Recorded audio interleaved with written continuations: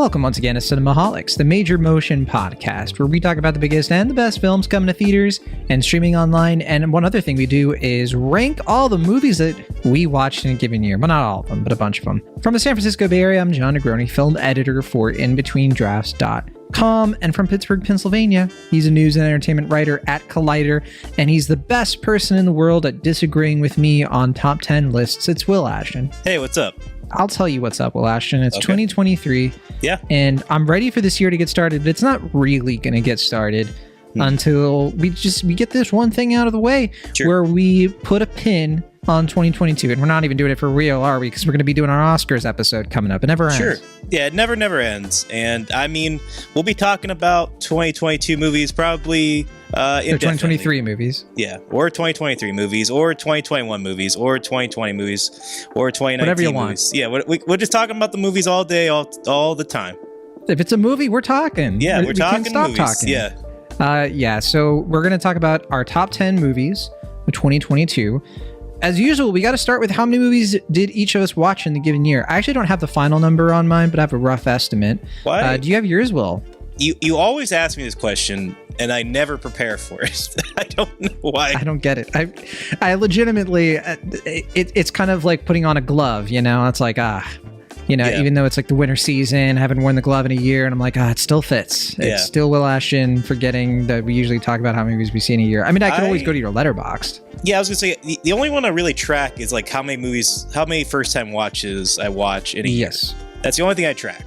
And that we'll say for now that you don't know. Yeah, well, I mean, that doesn't count just 2022 movies. That counts all first-time watches I had. Yeah. The big thing, the big thing for me this past year, I don't know if this is the case for you or not, but something that's changed for me, I think, since the pandemic, is that I've been trying to seek out more older films than to seek out new films. I feel like when things were shutting down and they weren't, movies regularly coming out on a given week outside of streaming, I, found myself going back and checking out films I hadn't seen before, films I hadn't seen in a long time, because they were playing at the drive-in, or I was just homebound and, I had to watch something. So I feel like I've kind of kept that tradition going in the years to follow. I mean, we're obviously still in the pandemic in some respects, but I feel like I've been making a more concentrated effort to seek out older films than in years past. So to answer your question part, I watched 267 films for the first time in 2022. Now, I don't know how many of those are 2022 films and how many of those are films from previous years, but that's the films. We at least have a number. We have some kind of window, yeah. And that is less than previous years, I will say. I don't know why. That's less than first time 2021 watch. Like, that's fewer films than I watched in 2021 that were 2021 movies. Which, to be fair, I watched way more than last year than I probably should have, honestly. I was going to say, I feel like, obviously because of the pandemic, in 2021 and 2022, I watched a lot more films than I do in a typical year. So, this is probably the less number of films I've watched since, I want to say, 2018 or so. That's like what it is for me. I think for me, it's like the least amount since more like 2017, 2016. So I only saw 136 movies. And I think there might be like 5 more I could add to that I've seen since I put that list together. But I forget what they are. I did see everything that I know is in my top 10, really my top 25. Like, I haven't seen anything recently from 2022 where I was like, oh, wow, this is like really, really good. Oh, I thought you were saying that much. I thought you were implying that you wanted to clarify that you've seen every film that you put in your top 10. Like, to be clear, I've seen all 10 of these movies. I gotta be clear about that too. Some people just put stuff on lists and everything, and they don't even watch the whole movie. Some people just, they log things on Letterboxd that they haven't watched the entire thing. They only watch like the first 10 minutes. It's like, that's not how Letterboxd works, actually. Jonathan, do you have some tea that you're trying to spill on the air right now about critics? It's not tea. It's just common knowledge, isn't it? It's common goss that people do that on Letterboxd. Like, you can read reviews and people are like, I didn't even finish this. And I'm like, well, what are you doing? Well, then why are you logging this? What? Just comment on somebody else's review. The end. Mr. Deep Throat over here, blowing the, all this hot information. It's some conspiracy or something. I will say I genuinely I've been the last couple weeks I have been winding down a lot on new movies, like movies in general. I haven't been watching a lot of movies at all. I've been watching more shows. I haven't seen a movie since Megan, right? And so like I'm definitely not, well, in any sort of position. Like I've been taking a little bit of a break. I'm chilling out. I was gonna say, I mean, if I may say so, 2022 was a big year for John Negroni. He had some major life events that happened. That's true. Yeah, it wasn't like 2021 where it was like I was home a ton. Went on some big trips in 2022. I didn't do as many festivals.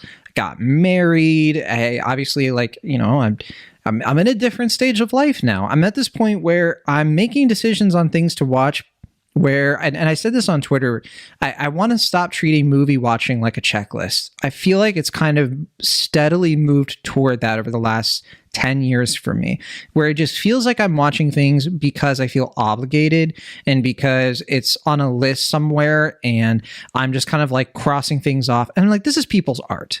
And I want to engage with it seriously. I don't want to just watch things flippantly and have a take when I haven't really put myself in the mindset to sit down with it. And I honestly, I look at some of the reviews I've written in 2022, and some of them are big old stinkers. I won't name any names, but I look back on some of those reviews and I'm like, yeah, I didn't really sit down with those movies. I didn't really, because I was just trying to get to the next thing. And I know I've kind of cheesed out about this with you about there are certain people that are on Letterboxd and I see them all the time. And I'm just like, they watch every single possible thing they can. It's binge, watch. And it feels endless. And I just want to breathe. That's my own little personal me decision. And I'm enjoying it. I'm having a good time. Yeah. I mean, I can't say I'm in that position in my life right now. I'm still just kind of watching any movie I can, more or less. But I will say, for me, I feel like 2022 was a big year, movie-wise, for me to finally feel less of a need to watch everything. In the sense of in years past, I would have seen a film like Morbius because it's a new film, it's a big film, and I feel like I have to see it.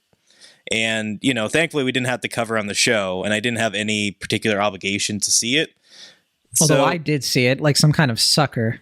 I'm glad I saw it. I have no regrets. I'm not saying anyone's lesser than for seeing it. I'm just saying that, of course, I personally would have probably seen it, if not in theaters, probably on streaming or, on DVD or something, because I felt some obligation to watch it because it's a new film and it's a big film and I have to watch it. And same with the Fantastic Beasts film or, several other kind of notable films this year. And I feel like this is the first time in a long time where I felt some desire to just be no, I have no desire to see this film. I have no interest in this film. Why am I going to watch it? And I didn't. And I feel like that's a delayed reaction. I feel like most people have this earlier in life. So I'm not saying this is a accomplishment or anything. It's just something that for me in 2022, it took me a long time to realize I don't need to see everything. I can just kind of see the things I want to see and I'll probably be happier for it. And I don't know if I'm happier, but I'm certainly in a better place because of it. I think having not seen Morbius. So there you go. I want to switch over to another topic that has to do with 2022, which is that the year in general. And how did it pair out? And there are two observations I made when putting my list together. One thing is that the highs were a lot higher, and I think the lows were a bit lower for me personally. Some of the movies in my bottom 5, bottom 10, I think were generally really, really bad movies compared to 2021, even 2020. But honestly, my top 25, any of these movies could have easily made their way into the top 10 of last year. I think overall this year looked at 2021 and laughed in its face and was like, 2021, you're a joke. We don't care about you. 2022 kicked ass. It was such a good year in movies. And I think part of that for me was I was able to go to the movie theater a lot more again, and casually too, not just press screenings, but I was able to go to big event kind of movies and feel pretty safe doing it. And I was able to, cover things that beyond just screeners. I was able to be a little bit more impetuous, which was nice.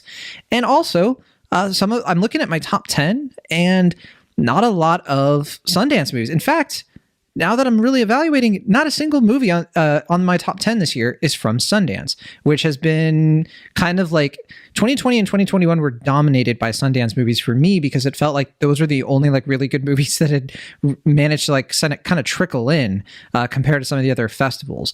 But this year, I mean, I have a few in like my top 15, top 20, but nothing in my top 10, which I find kind of fascinating. It was a better award season. I think that's part of it. I think compared to the last 2 years, a lot of these movies are award season movies. In fact, most of them are. And I think there's a reason for that. Because I think the award season was actually like people really did save their really good stuff and feel like I think the studios felt comfortable. Like, okay, we actually are going to have like a normal Oscars again. We're going to have like kind of things are kind of reaching normalcy and we're producing things that the disruptions have kind of faded into a different stage. It's less severe. So this is where we're at. I don't know if you would agree with that. This is another difference. I don't know what's in your top 10. You did send me your top 10. We were doing the top 10 for in between drafts. That's correct. And I factored those in, but I forgot what you included. I'm sure it'll come back to me as you're going through it, but this will be a fun kind of conversation because I chose not to look at it again. I want to be as surprised as possible. Yeah. So, I mean, I will agree with you on the award season part in that I feel like this is a more robust award season than years past. Like there are several categories that like, I feel like there are at least 3 or 4 legitimate contenders for some of the major categories. I don't really know who's going to win. And it's actually kind of exciting because I feel like a lot of people are deserving and it could result in a very fun, hopefully slap-free award ceremony later this year. Yeah, sure. But I think this is going to be another. I think I'm going to miss the Oscars again this year. Oh man, yeah, that's right. You missed it last year. Yeah, this year I might be out of the country, so I might not be able to see it. Yeah, so who knows what's going to happen this year? And you're not even going to see it. Yeah. It's like last year I missed it for the first time in like a long time. And there was a big old slap. And then who knows? Maybe this year will be a drop kick. I don't know. Someone could die. Who knows? I hope not. But yeah, I gotta really, though, disagree about, I guess, the quality of films I saw this year. Not that in the sense of like, there were several good films. Like, I'm not going to say otherwise. There are several films, like I was just looking at my honorary list that I was putting together, and I certainly made it a lot bigger than years past because I feel like last year I limited myself to like 15 films and you went ahead and like dropped like 50. So I'm like, okay, fine. I'm just going to like list a bunch of films that I love from this year. And like, yeah, looking at the list, several good movies came out this year, and I'm not going to say otherwise. But if I look at this year's list, compared to last year, or even, you know, some years past, like 2019, no contest, they're much better. Like, I would say the films in my top 5 last year would all trump the films that came at number 1 on my list this year. I find that so wild and interesting. And I'm just, what are some of those movies again? Remind me. So last year I had, let's see, Licorice Pizza at number 1, All Light Everywhere at number 2, Red Rocket number 3, Worst Person in the World number 4, and French Dispatch number 5. And I would put all those above my number 1 pick this year. And that's not to say just like for mine. Those 3 of those were in my top 10 as well. I remember. So Red Rocket, of course, was my number 1, and Licorice Pizza my number 2. And what was it? Not All Light Everywhere. What was the other one? Worst Person in the World. Worst Person in the World. Yeah, that was like my number 7, number 8. Yeah. I think all of those, but Worst Person would probably be in my top 10 this year. Maybe Worst Person would be like number 10, actually. Yeah. So I hear what you're saying. I mean, last year had some big old gems, but I'd say my number 1 this year, I'd put higher than Red Rocket and Licorice Pizza. But Licorice Pizza and Red Rocket would come next, probably on my list. The other thing about this year for me is I feel like in years past, it's very easy for me to be like, this is the number 1 film of the year. Like it's a pretty unanimous feeling in my soul. And I feel like this year I kind of went like, that's the best film of the year, I guess. Like, not to discredit what I put in number 1 or even in my top 5, because I think they're all pretty wonderful films. But I didn't feel like that immediacy that I previously felt in years past, where I watch a film and I'm like, that's the movie of the year. This year I was kind of like, that was a film that felt the closest to that film for me this year. So I would definitely say this was a weaker year for cinema, and I know you disagree. I think you said this is the best year since like, I don't know, 2018 or something. 2019? Yeah. Could be 2018 as well. And I think it's better than 2019 in some respects, just along the way of like 2019 was such a Disney year. That was Disney's big, like every movie they made was like billions of dollars or whatever. 2019 had just banger after banger after banger. Like, I don't know what you're like talking box about. office wise. No, like quality wise. I mean, like Quality Uncut wise too. Gems, I mean, yeah, Midsommar, I loved like, plenty of films in 2019. Sure. Yeah. I mean, just like it was a pretty amazing year, and I think 2020 had some really solid films too. I feel like it gets underrated because it was a pandemic year, and certainly there were less films that came out, but there were a lot of wonderful indie films that came out that year that I feel like should be celebrated. And there were a lot of wonderful movies that came out this year too, to be clear. I just feel like compared to other years, I feel less enthused than I normally do. Part of it for me, honestly, is that this was the year where most of my favorite movies I got to watch in a theater. I think in 2021, I didn't as much. Like, I did see a bunch of them in theaters, to be clear, but this year, like, it just seems like it's like the exception if it's because I saw something on a screener, right? And even movies where I think you'll kind of balk at me watching the screener version instead of going to the theater to see it, right? But we all make our choices. Yeah. No, I get it. And you were being safe, and I think that was probably for the best. And I think you just kind of had delayed convenience, reaction. and it's safety, but it's also convenience. It's also just like financially, like I'm in a part of my life where I can't just like spend money like that. Like, it costs money to get to the theater. Like, San Francisco is not a cheap place, and I know that. Yeah. You got to hang out here, so and like, it's not fun trying to get around. And like, if there was a chance for me to save a little bit of cash, for something where it wasn't like a must see event, like, and I could like actually be at home and see the screener, even in some cases before I would have a chance to go to the screening, I took it. Sure, but what I meant to say was, like, looking at those films I listed in my top 5 last year, 4 of those 5 films I got to see in theaters, and I kind of had that like renewed, like, okay, this is what it feels like to fall in love with a movie in a movie theater again. So I had that experience, but I had it last year. And not to say I didn't have it this year, but like, I feel like it was more sort of joyous, I guess, last year, because it felt like a return to something I love very much. To me, I felt like I had some great theater experiences this past year, like so many great experiences. I'm excited to talk about them now. So let's start with our list. As usual, we're going to talk one by one. It's going to be our number 10, number 9, number 8, and so on. And then right before we do our number ones, we'll go through our honorary mentions and with our number ones, and then we'll call it. I don't know if we're going to, talk about what we thought were like our least favorite movies. Maybe we have time. It's not that interesting, I guess. Yeah, I was going to say, do we want to mention the ones that we really wanted to see but didn't get a chance to see? I didn't make a list of those. I feel like I got to see basically everything that I was really, really wanting to see. The only thing that's still on my list, and I'm like, there are actually a couple, but I'm like mildly interested. I'm like, I'm going to get to them. Movies like Saint Omer, The Eternal Daughter, All the Beauty and Bloodshed, and Triangle of Sadness. Like, I'm going to get to them. Close, The Inspection. Like, there's a bunch, and none of them though that I'm just like, I got to see this. Like, I feel like they're going to really turn the tide or anything. I don't think that's going to happen. Who knows? But okay. Did you have any you want to list? Oh, sure. Yeah. There's always films in any given year that I just don't get a chance to see for a number of reasons. And you listed 2 of them already, Return the Soul and The Eternal Daughter. I didn't say Return to Soul. Sorry. I jumped ahead. I meant to say Saint Omer, but I was looking at my list and I had Return the Soul first. So you said, so let me rephrase. Yeah, so the films on my list were Return to Soul, Saint Omer, No Bears, Hit the Road, The Eternal Daughter, One Fine Morning, Marina, 3 Minutes, A Lengthening, Un Couple, Confess Flesh, a film I did not expect to put on this list, even 4 months before. I do want to see Confess Flesh. I think it could be fun to see it. But I saw it on like at least like 3 or 4 best of the year lists. I'm like, man, I guess watch this movie, I guess. But I never got around to it, so unfortunately I didn't get a chance. Stars at Noon, Broker, Blonde, a pick that I'm sure you're not happy with, but whatever. The Cathedral. But Broker, yes, I do. I'm chomping at the bit to see Broker. Sure, and me too. And I almost had a chance to see it today, but did not, unfortunately. But I hope to see it sometime next week. The Cathedral, Argentina in 1985, White Noise. Oh yeah, that one too. Yeah, I got to see Argentina in 1985. Yeah, which might get nominated for international feature. I don't know. It has some momentum. Yeah. I got the Critics' Choice Award.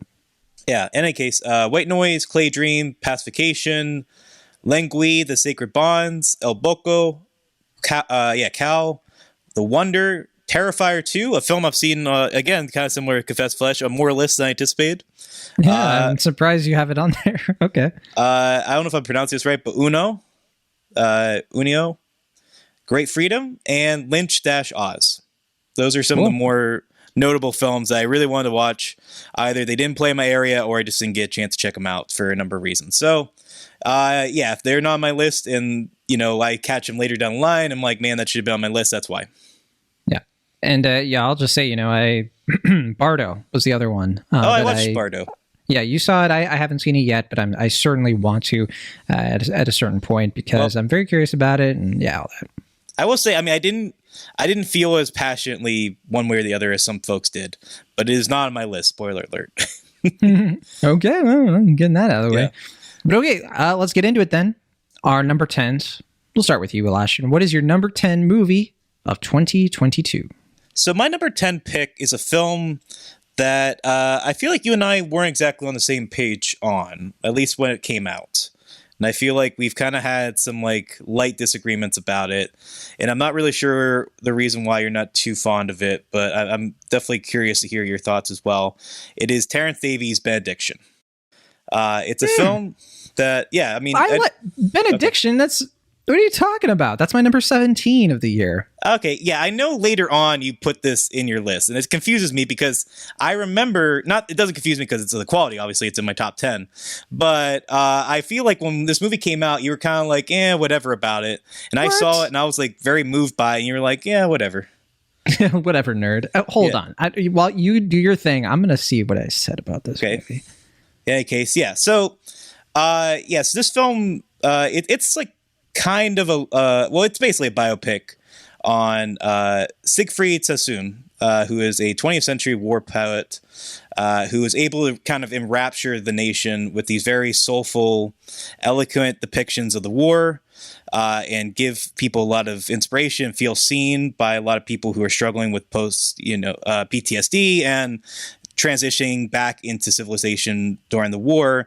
But during this whole time, he was a closeted homosexual, or actually rather, he was just not openly homosexual. And throughout the film, you kind of see him battling with the contradiction between being a voice of a generation, being a voice of a nation during this difficult transition period, but unable to really fully be himself in its accepting and open society. And it's a film that, like the subject itself, it's very melancholic, but very poetic and beautiful and heartbreaking, anchored by some really tremendous lead performances by Jack Lowden, and also later in the film, what's his name? Peter Capaldi.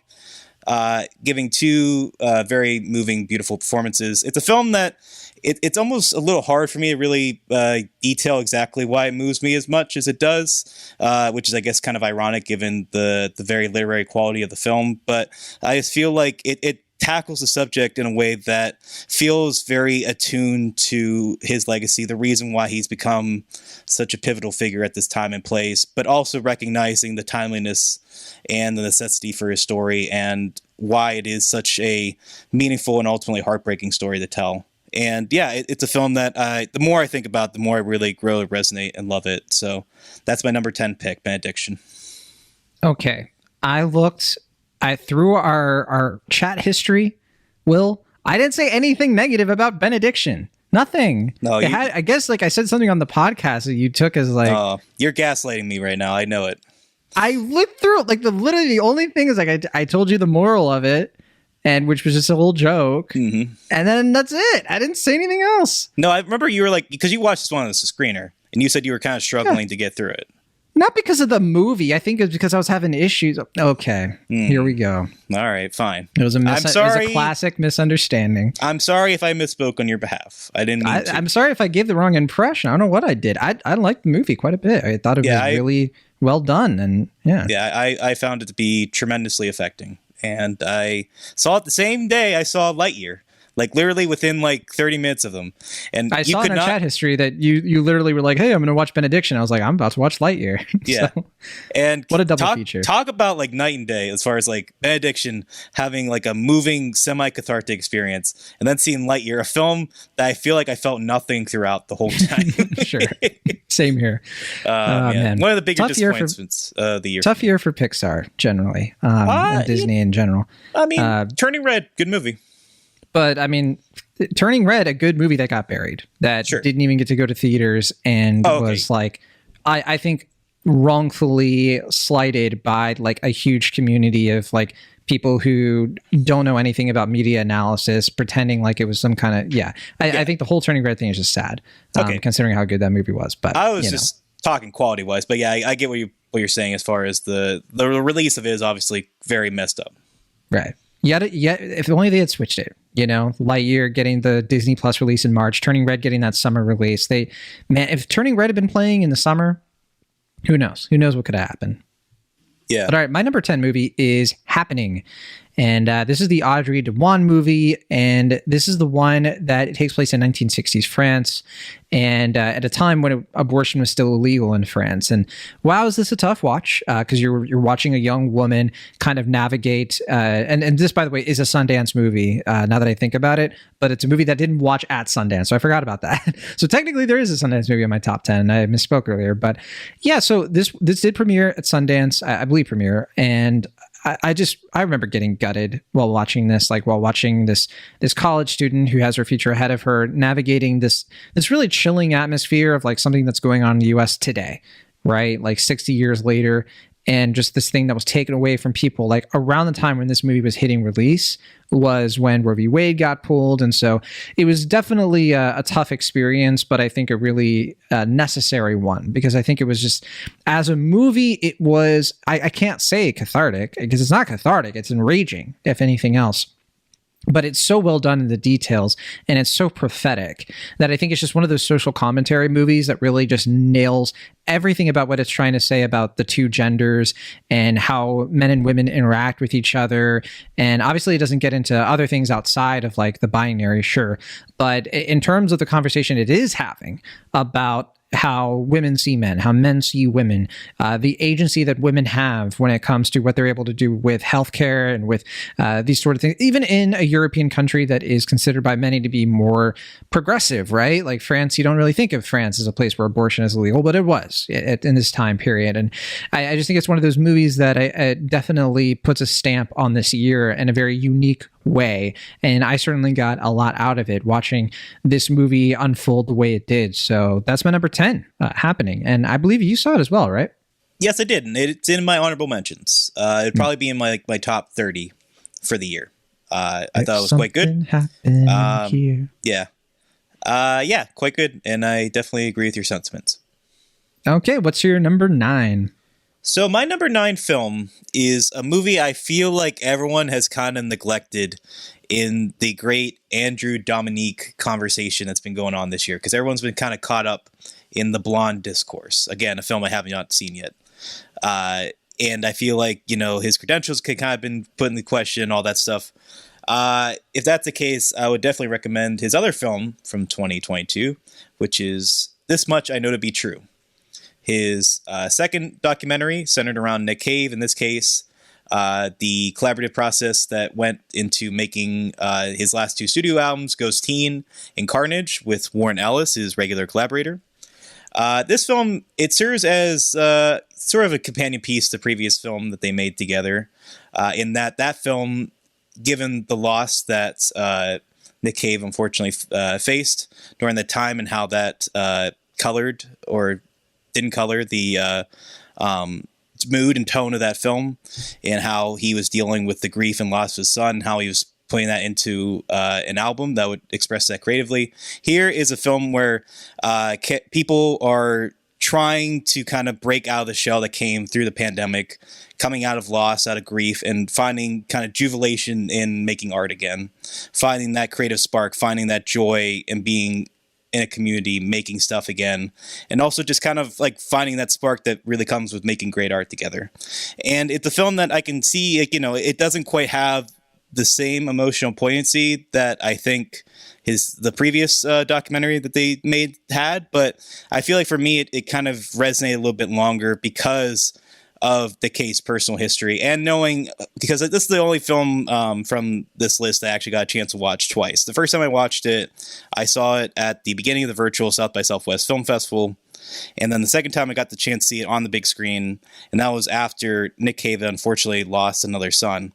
And it was, the first time I had seen it, it was like, it felt so rejuvenating and joyous to like see Nick Cave coming off of this, personal tragedy and learning to rebuild and learning to move forward in such a beneficial and joyous way. But then knowing now like what had happened, it becomes sort of a bittersweet experience. Like it captures this point in time where he was able to really kind of find that happiness in his work again and really have a lot of humor and heart and collaboration in such a meaningful but might be fairly short-lived way. And it's just a really engaging, well-filmed documentary, and it's certainly among my favorites of the year. That's why I put it number 9 on this year's list. I will say I have not seen the movie. One of the reasons I avoided it, honestly, is because I am not that into Nick Cave. I haven't really listened to a lot of the music from him or Nick Cave and the Bad Seeds. So, and I had heard that this documentary was really something that it's tough to get a lot out of it if you're not a big fan of his work already. So that's the reason I kind of stayed away. But I'm happy that you enjoyed it so much, because it does seem like definitely one of those documentaries that I would be into otherwise. So, yeah. I forgot to mention one more time with Feeling is the other documentary that Andrew, Dominique, and Nick Cave made together. All right. Well, that is This Much I Know to Be True. Will Ashton, that was your number 9. My number 9 is All Quiet on the Western Front, which is, I think, it's the movie on my top 10 that I saw most recently, because I saw it literally like right before the year ended. So I think like right before New Year. And All Quiet on the Western Front is kind of this really loose adaptation of the very old book that is based on like World War I. And this movie really just kind of, it uses the book as a bit more of a launch pad, but it's its own kind of story. So in case people were like, well, there's already like 3 All Quiet on the Western Front movies, there's one in the 1931, I think is considered by most to be the best. But this movie is certainly its own thing. And it is a foreign language film, to be clear, international film. It is German, and it's from the perspective of the German army during World War I. So the characters who we don't normally see the perspective of the Germans when we watch movies like this, where we're following like a young soldier throughout the majority of the film and what they're experiencing via like the horrors of war. And in this movie, we see young German soldiers going up against French soldiers in trench warfare, and it paints that warfare in the most brutal, horrific ways possible in order to be as realistic as possible to what went down here. There was a movie that came out years ago, a documentary called They Will Not Grow Old, which I infamously was pretty negative on because I just found it to be a little bit like Trackley and how it was handling the material. This movie, I think, is the opposite of that, where I think it is getting into the heart of why this was such a tragic war, what it was like for these people whose entire lives are being judged by the whims of these just absolutely maniacal sociopathic generals who, you kind of see like what they're thinking and what's going on with them. And it's obvious. It's the obvious things. It's pride, it's ego and all of that. But I genuinely found a Felix Kammerer, the main guy in this, to be just a haunting presence. This to me felt like what if like a Terrence Malick film was actually like edited in a coherent way. That's kind of what this movie is, and I say that only to make Will Ashton upset. Yeah, I was just gonna say, are you making this accusation just to really peeve me off? Yeah, basically. This is Edward Berger who directed the film. Most familiar face in it is probably going to be Daniel Bruhl, depending on where you're from, but who also is just tremendous in this, and It reminds me of watching Saving Private Ryan for the first time, when we see the troops storm the beach of Normandy and you're like, wait, what? Like, this isn't the kind of war you typically see in movies. Like, compare this back to back with something like 1917, a movie that I really, really enjoyed, that I thought was really good. Also a very flashy, blockbustery kind of movie, compared to this, which is just like, no bones about it. What you're watching, you're getting into it. You're in the trenches with these people. The dirt's on your face. The blood is everywhere. And it does it in a way where it's not emphasizing the gore necessarily. Like, some of the most unsettling scenes have nothing to do with people bleeding or getting hurt or dying. It's people huddling around like so cold they have to put their hands down their pockets and they're kind of like losing parts of their mind in the process. It's stuff like that, where, and by their pockets, sorry, put their hand down their underwear in like these freezing conditions, not their pockets. But yeah, All Quiet on the Western Front, truly like a surprise, because I saw this movie coming, but I had no idea that like this is Netflix, right? And I just did not expect a movie of this like production value, of this caliber, really taking on this material in a unique way, the way it did. I'm so glad that I saw it when I did, because it has a nice place here as my number 9 of the year. I did see this film. I don't know how much I want to get into it, because you teased about potentially doing an episode or a review on it. I will say, and maybe it's not my place to say this because I have not read the book, but I know I've seen the 1930s film, and I'm familiar with some previous adaptations of the film. I think this movie works better as a film than it does as an adaptation of the book. That's kind of what I meant in the beginning. It's like you kind of have to separate it from what's come before. I guess, but I feel like I don't get as much out of this movie that I haven't seen from previous war films. I feel like the book is a lot better from what I can gather about tackling the alienation of war, like the dangers of, blind patriotism, things that like I feel like the movie tackles, but in very sort of blunt and violent way, that I feel like it communicates that in a way that I feel like, maybe other movies from World War I haven't really talked about this. I mean, certainly a lot of films from World War II have. That's kind of part of it, sure. But yeah, I mean, we've gotten trench warfare movies, but I think that's kind of the point. That blunt and violent way is kind of what makes it work, at least by my estimation. Yeah, I guess I just don't really see what about the film, as far as the changes made, really benefit the material or the film in question.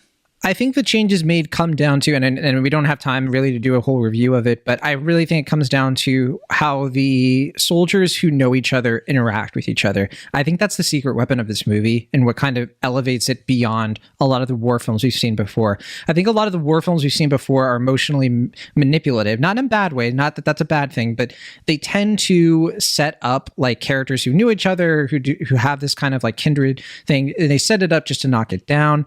I think the way that this movie does it flows and is organic and is actually like really more immersive overall, and I just think it's a cut above a lot of the films we've seen before in this respect. Just my impression, and we can obviously disagree on that. I was really taken by it. I mean, solid film. Like, I'm not gonna say it's a bad film or anything. It's worth watching. There's a decent chance it's gonna get nominated for Best Picture. I can see why. I guess I don't really see that rich humanity in the film that you're really seeing, and that's fine. To each their own. You're just too anti-German, which anti-German. I'm mostly German.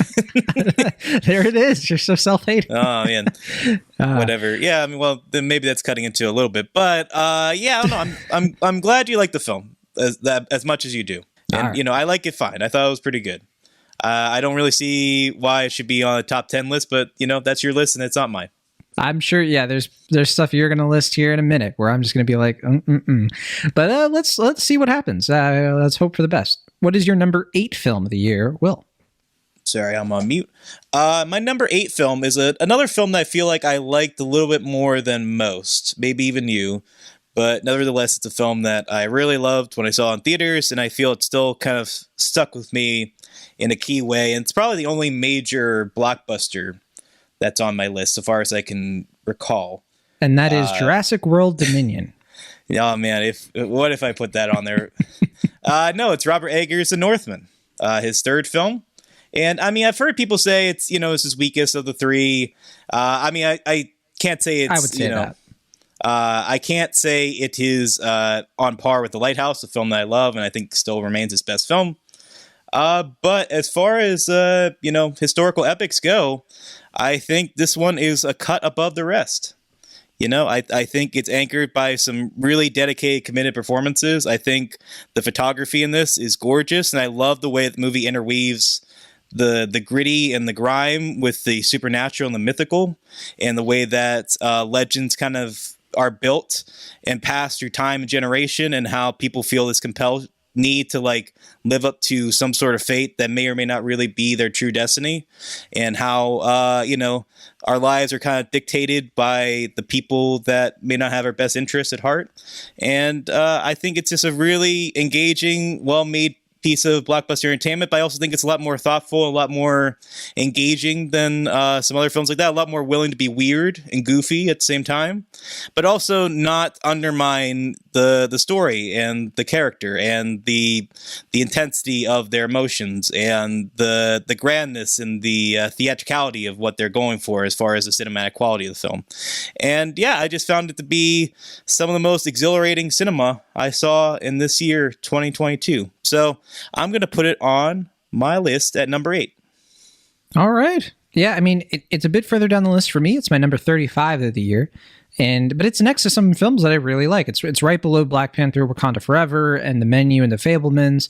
And it's above movies like Mad God and The Pale Blue Eye and The Pink Cloud. So, all movies that I am quite fond of. So, but I am a little bit more of like, I think Lighthouse and The Witch are more successful movies for me. I like those ones a bit more, but yeah, I mean, I had a great time watching The Northman. And how could you not? I just think that was a role that, my goodness, Alexander Skarsgård just kind of like cruising through, doing his thing, like in that opening, not the opening of the movie, but when he's like pillaging the village and like, what a scene. It just really stuck with me. And there's some shots in the movie that are genuinely like horrifying that I found amazing.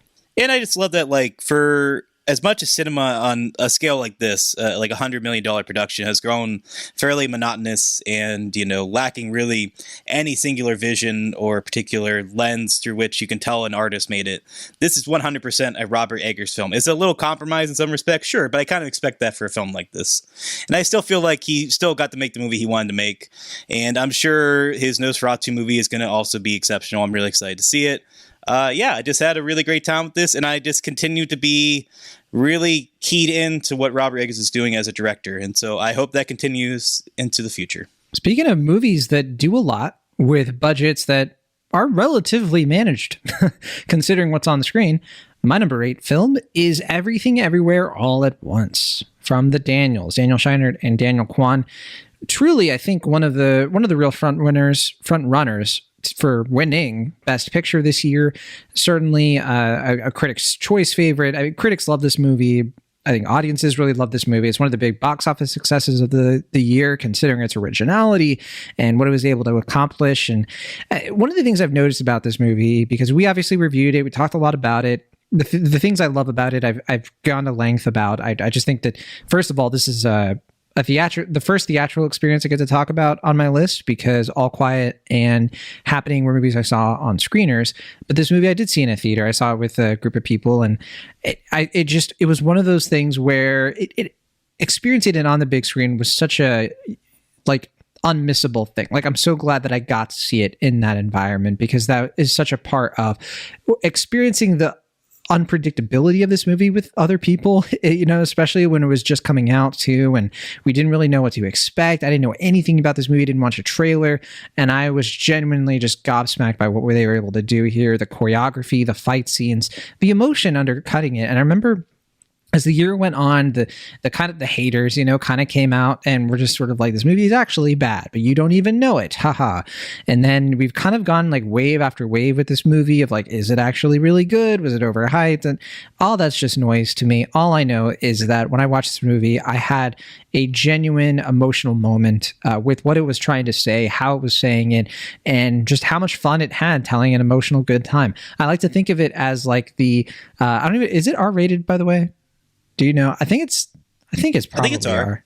Yeah. Given all the dildos and the stuff that's in the film, I feel like it has to be R, right? Yeah. Sure. Fair enough. I just don't remember if they had any like F-bombs or anything. But anyway, it's kind of like an R-rated live action Pixar movie in some ways to me, just in terms of like how innovative it is and what it's doing and how it's doing it. So yeah, that's my number 8 movie. It's pretty terrific. Yeah, I would have to agree. And I don't want to spoil anything, but I think I'm going to be talking about this movie in a little bit. When am I going to be talking about it?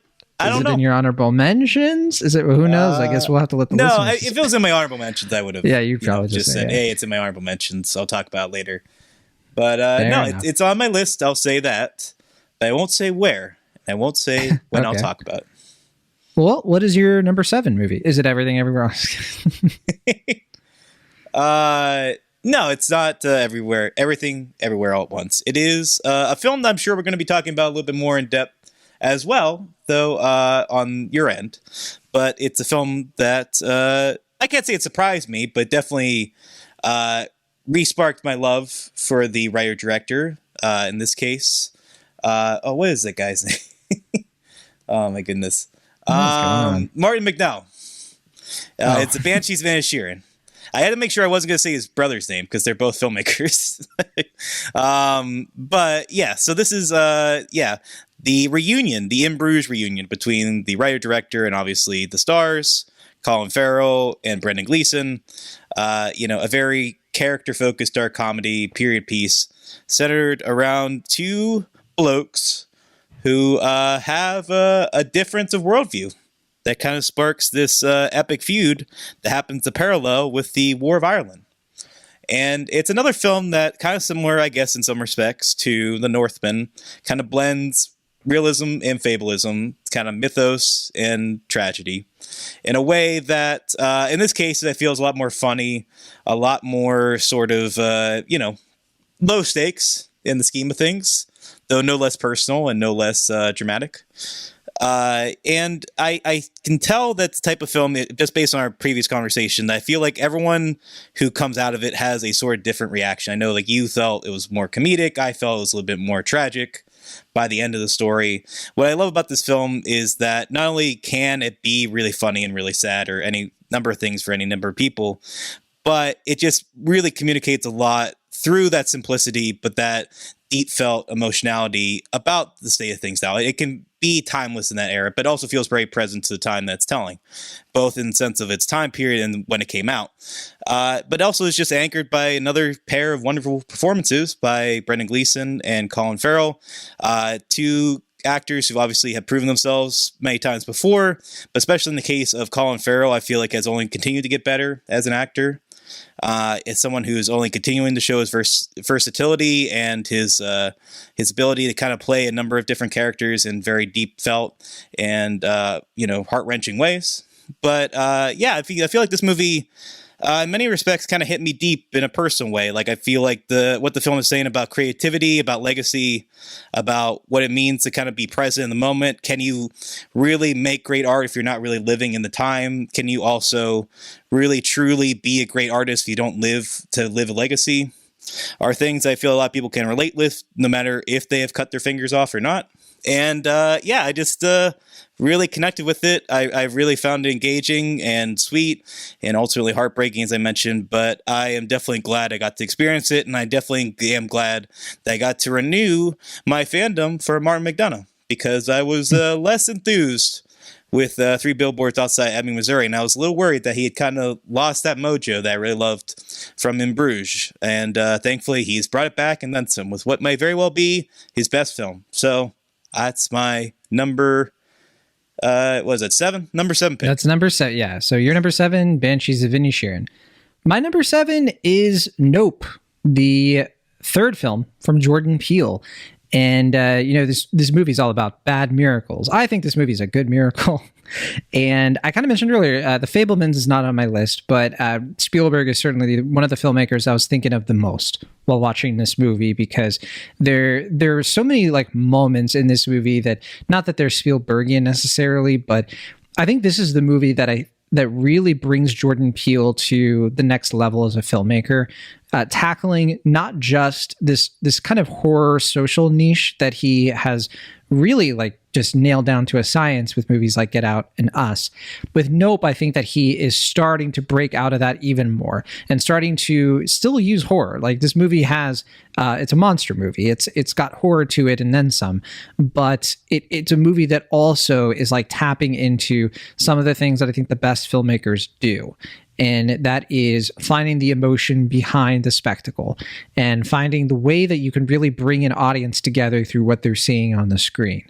This is just one of those movies where the entire time I'm watching it, I'm every emotion I'm experiencing, and every emotion is effective. And it's a movie that still haunts me in terms of like just the sound design of it, because like every element of this movie I think is technically brilliant in terms of just, there will be a scene where the something is happening where it's echoing the idea of like a theme park ride, and you just get the sense that like Jordan Peele is he's just having fun at this point. And I think it's thrilling to watch a filmmaker at the top of his game having fun making something this good. In my sort of like joke review of this on Letterboxd. I said that it's a Western theme park ride elevated horror blockbuster. And I stand by it. I think that it's like absolutely that kind of movie. And it was, for me, I think like, I'll double check my list, I guess. But to me, this was like the big summer movie. I know Top Gun Maverick, a movie that I also really, really enjoyed. Great theatrical experience. It's my number 21 of the year. And for sure, I understand why for a lot of people it's in their top 10s. And they're like, this was the big summer movie, their favorite summer movie. I think my favorite summer movie was Nope. I think that was the movie of the summer that just really got me into the reason for the season, if you understand what that means, I guess. So yeah, Nope is my number 7. Jordan Peele, he's on a roll. Nice. Yeah, I would definitely echo that statement as far as it being the movie of the summer, and I will have a lot more to say about it later. Though I will say, kind of piggyback off what you're saying, I really love about this film, like it's very easy to compare what he's doing to different filmmakers. Like you just mentioned Spielberg. I remember in our review, I think we talked about like Carpenter. I think I mentioned Werner Herzog, as far as not only the visuals, but the themes of what he's exploring here. But I feel like this is just a film that only Jordan Peele can make. Exactly. And that's exactly it. Yeah. Yeah. And I feel like that's not giving enough. I feel like he's not getting enough credit for that, as far as like when people evaluate and talk about the film. It just feels like a filmmaker, as you mentioned, just really coming into his own in a major way, only continuing to expand his rise and challenge himself, make films that really complement the big screen in a major way. And I'm already kind of jumping to the races, as it were, talk about the film. So I'll hold off. But hold off, because who knows what's going to happen next? Yeah, hold my horses. Hold your horses. Yes, they might get swept up. What is your number 6 movie of the year? So number 6 for me is a film that we talked about fairly recently. It's a film I've seen most recently on this list. It's a film that I was definitely very excited about, but I wasn't sure how I was going to feel about it. It is Guillermo del Toro's Pinocchio. That's my number 6. Is it really? It is. Let's tag team. Oh, man, let's do it. Yeah. Do you want to go first, or you want me to go? Yeah, please. But you're up. Yeah. Pinocchio's been told however many times at this point. Hell, we had 3 Pinocchio movies that came out this year.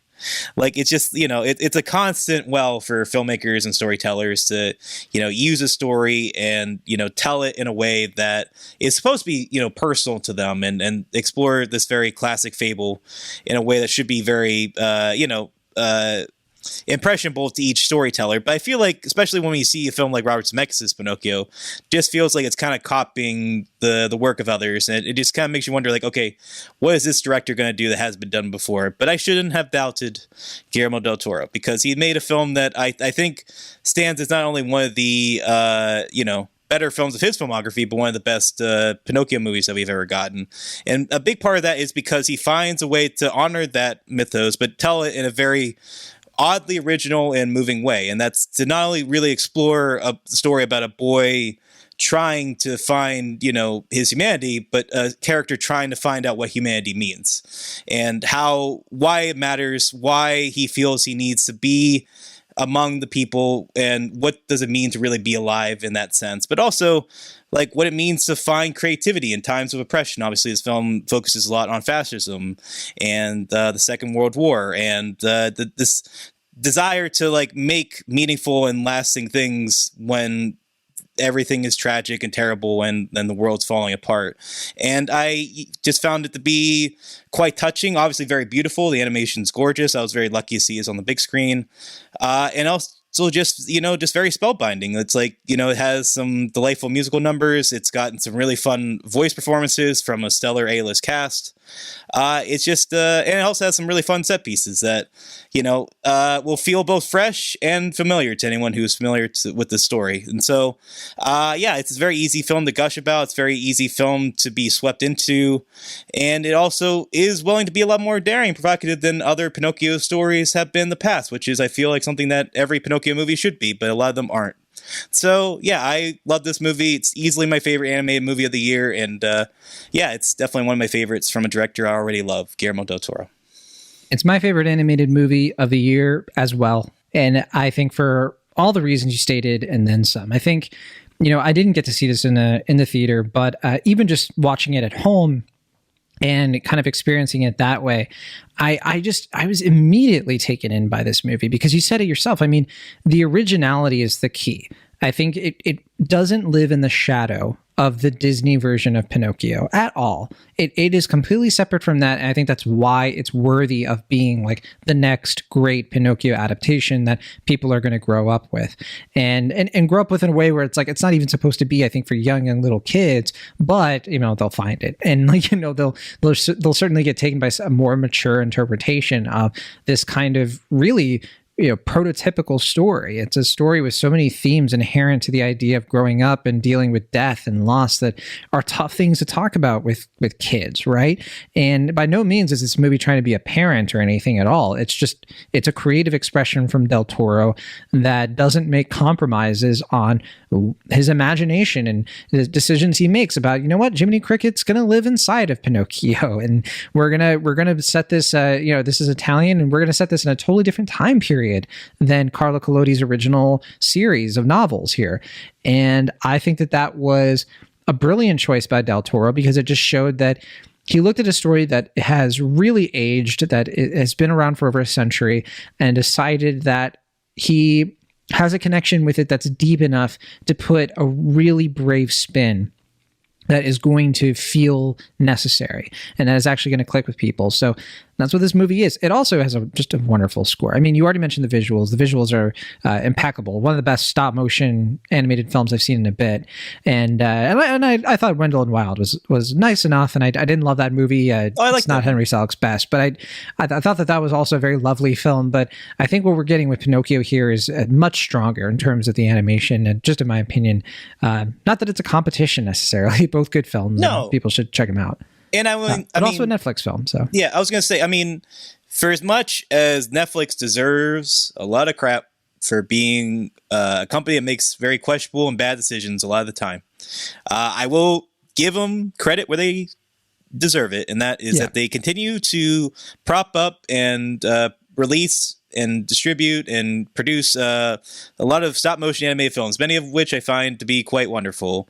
And one we didn't mention, in addition to the two we already said, is The House, which we saw earlier in the year, so it's kind of easy to forget that came out this year. But another kind of wonderful, bizarre stop motion film that stands as one of the best animated films of the year. I'm not my favorite, but I certainly am glad it exists. I'll say that.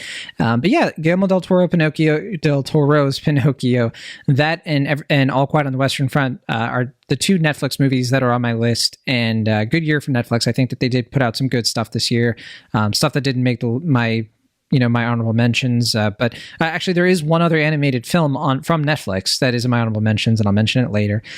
So yeah, glad with what we got. Actually, I forgot. There's one other one from honorable mentions that I'll say, but because I keep forgetting it's a Netflix movie. But anyway, Will Ashton, what is your number 5 of the year?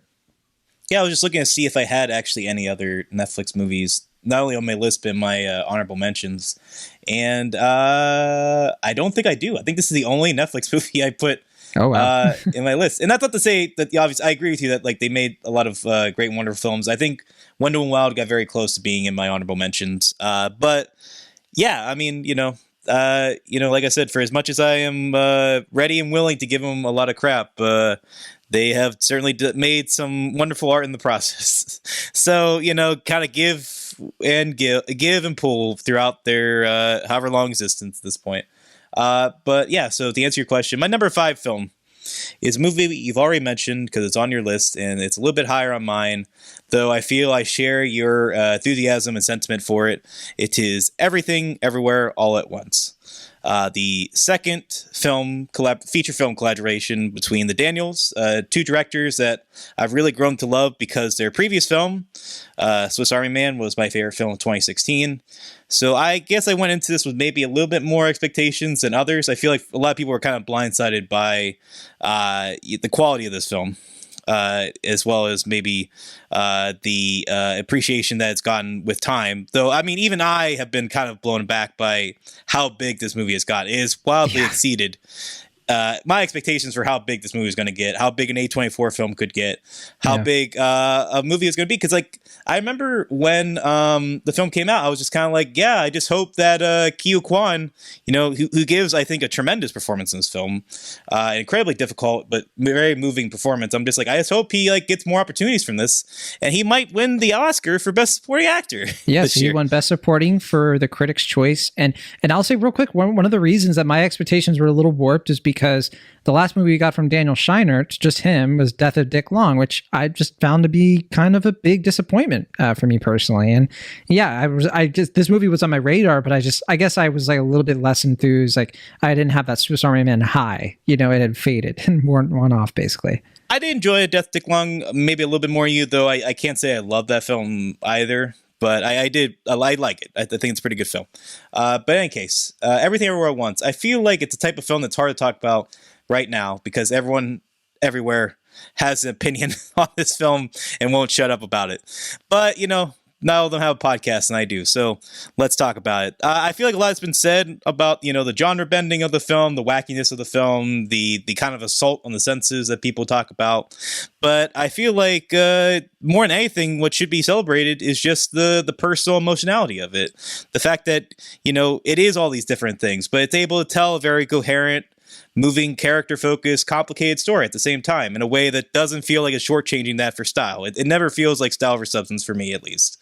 And I think a lot of that has to do because we get a wonderful lead performance from Michelle Yeoh, an actress who obviously has done tremendous work throughout her career, but finally gets a showcase like this one to really demonstrate her talents, her fortitude as a leading woman, and also just the versatility that she can bring, not only in terms of action scenes and comedic scenes, but dramatic scenes that often feature throughout the film.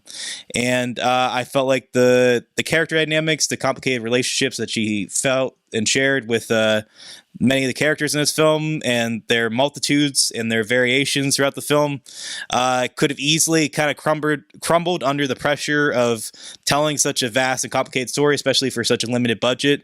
But I feel like this is one of the most shining examples of creativity that has come out this year. Obviously, it's taking a lot of elements from other films. A lot's been said about the Matrix influence, as well as the Wong Kar-wai influence, and a lot of other filmmakers and films that get, attributed and stolen in this film. But I just think above all else, it's a Daniels effort. They are tremendous about taking these very goofy and silly elements, but combining in a way that feels very heartfelt, very deeply affecting. And you'll get scenes here where characters with hot dog fingers are giving moving eloquent, monologues, and two rocks are having a heart-to-heart on some desert wasteland planet. And it's wonderful, it's silly, it's goofy, and I can see why it's not everyone's cup of tea. I don't know how I feel about it for a few years from now. All I know is that I'm living in the now, and I like this movie a lot, and it's one of my favorites for the year. And so I put it at number 5 for my list. Yeah, it's been one of my faves of the year all year. My estimation of it hasn't diminished at all. Yeah, and I think just one last thing about this movie. I mean, the thing that I really love about it the most probably is the fact that it is focusing on types of characters we just don't get to see in movies like this ever. A woman who is kind of like, past middle age, who is, a Chinese immigrant who runs a laundry, and, we just never focus on characters like that. And like focusing on like her husband, who's, a bit of like a loving but kind of hapless guy. And like, it's just, we're so used to movies that get budgets like this to be around like one of the Chris's, to be so geared around like a wish fulfillment mentality. And it was just so nice to see a movie like this breaking the barrier, because people do want originality. They just want it when it's really good, and the word of mouth can really pick it up. And that's what this was for a ton of people. So I'm happy to see it succeed as much as it has. So yeah, that is your number 5. Yeah, I was going to say, I think a lot of that also just comes down to, we've obviously seen films that deal with like working class characters, but I feel like with Daniel Kwan's vision, it's not really just there for the sake of it. Like, it's very deeply felt, it's very personal, and I feel like he never like thinks less of the characters for the struggles they're dealing with, and also just having very sympathetic lens, but also recognizing the complexity of the characters and recognizing that, this lead woman is like not always a great person, that, she's kind of the worst variation of herself, but that doesn't make her, awful or irredeemable. It's just, it's very, sentimental, gooey film, and I can see why it doesn't appeal to everybody, but yeah, I definitely liked it a lot. All All right, my number 5 is Return to Seoul, which you already mentioned earlier. This is the Davy Chu film, and I'm looking forward to you seeing it. I don't know if you're going to connect with it the same way I did, but my number one thing about this movie is that it really captures, similar to Worst Person in the World, it captures what it's like to be in your 20s, like during the 20 teens, and then going into your 30s in a way that I just think is so, it feels like a period piece set in the now, you know, like it's a movie about a woman who is, as I said, she's in her 20s and she's trying to like reconnect with her origins because she was adopted when she was a baby and she grew up in France. So she goes to South Korea, Seoul to be specific, in order to kind of really just sort herself out. She wants to meet her biological parents, but clearly there's something else that she kind of wants from this experience. And I think this movie speaks so much to like a type of wanderlust that a lot of people in our generation went through during this time period as we kind of like aged into this kind of like current era. I just found this movie to be so touching and to be so wise in all of its saying, even though it's such a youthful movie at the same time. And, you know, I'm not, certainly like I didn't connect with everything in this movie like very directly, you know, like I wasn't adopted, and I certainly, you know, I don't have that same connection of like returning somewhere that you've been but you don't remember. But at the same time, I just found the movie to really like create empathy for that experience in such an approachable way, you know, like really capturing the most, you know, they say like movies should be like what the most important, you know, 7 to 10 days of your life. This movie is like the most important 7 to 10 years of your life, essentially. And so I really just really loved it. I mean, it really took me over, and I walked away from it being like, this is absolutely like one of those really essential films for like looking back on the 20 teens and how a certain group of people experience them, myself included. It really like, I really connected with this main character in a way that I wasn't expecting. So that's Return to Seoul. I think people should definitely check it out once they get a chance. It's from Sony and Sony Pictures Classics, and I don't think it's streaming anywhere, but yeah, if you can find a way to check it out, you absolutely should. I don't know if it's going to be hitting any kind of release at some point. I think it did hit limited already, but yeah, if you can check it out, I highly recommend. Nice. Yeah, this is, I think, the only one on your list I did not get a chance to see, unfortunately. I really wanted to see it. Just haven't had a chance. So we might be playing in the Pittsburgh area in March. I can't say with certainty, but I may know a thing or two that hasn't been announced yet. So, all right. Yeah. So then, all right, what's your number 4? Well, actually, we're already there. We're already at 4. It's a film that we've discussed in no small part, and a film that I'm sure you're going to have a lot to say later in this episode. It is it's SS Rajamouli's RRR. Rajamouli's RRR. The runaway hit of the year, as far as cinema is concerned, I'd have to say. A film that I feel like was on not a lot of people's radar, at least here in the States. A movie that, you know, I kind of just heard about through genuine word of mouth, just people talking about it, being like, you kind of have to see this crazy 3-hour Tollywood epic. And I was like, sure, I'll give it a shot. Why not? And it definitely was for the better, because I mean, you know, it's kind of similar to Everything Ever All at Once. It is not only one which of the best it came films, out around the same time as, which is amazing. I mean, I will say, I mean, for much as I've been criticizing the year as a whole, as this list kind of colors, I feel like we had a tremendous spring. Like March and April were just like tremendous for cinema, at least as far as I saw. But yeah, RRR. Like I said, not only one of the best films, but one of the most films the year.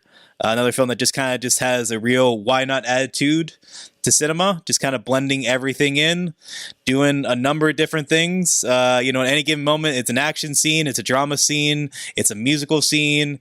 You know, it's everything at any given moment, but it never loses sight of the clear central bromance at heart, which is very deeply felt, very lovely, very melodramatic in many respects, but also just very earnest and very sincere and very rejoiceful. And it just has this great cinematic excellence to it that, I mean, it just you just see things in this movie that you just don't get to see in most films, especially in America.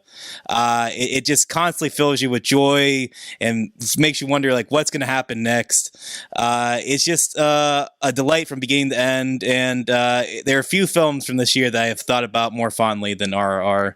And I imagine as the years recede and I think back on 2022, this is going to be one of the films that sticks with me the most. I just had a great time with it. I'm so glad that I went in not knowing much of anything and got to experience this film with fresh and wondrous eyes. And I'm so glad I've been able to share this film with a lot of people. Certainly, I'm very grateful that I got you to see the film. We got to talk about it. And it's just it's a continuous delight. And I'm very excited to see where his career goes next. It's hopefully going to continue to be great because I hope this opens a lot of opportunities for him.